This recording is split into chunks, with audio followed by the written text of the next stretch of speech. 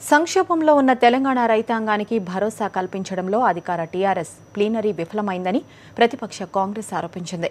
రాష్ట్రంలో 939 మంది రైతులు ఆత్మహత్యకు పాల్పడినా కేసీఆర్ సర్కార్ పట్టించుకోవడం లేదన్నారు శాసనమండలి ప్రతిపక్ష నేత షబ్బీర్ అలీ.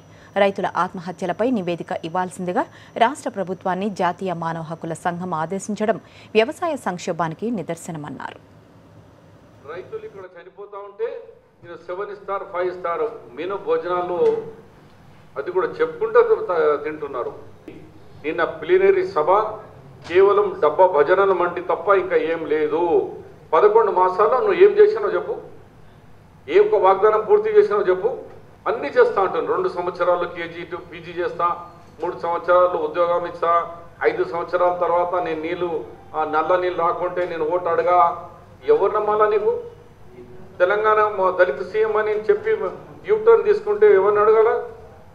12% ముస్లిం రిజర్వేషన్ ఎవరిని అడగాల? 12% ఎస్టీ రిజర్వేషన్ ఎవరిని అడగాల? ప్రజలు ఏ విధంగా ఆశించినారో ముఖ్యంగా రైతులకు భరోసా ఇవ్వడంలో టోటల్గా నిన్న ప్లీనరీ సభ టీఆర్ఎస్ ప్రభుత్వం ఫెయిల్ అయిపోయింది.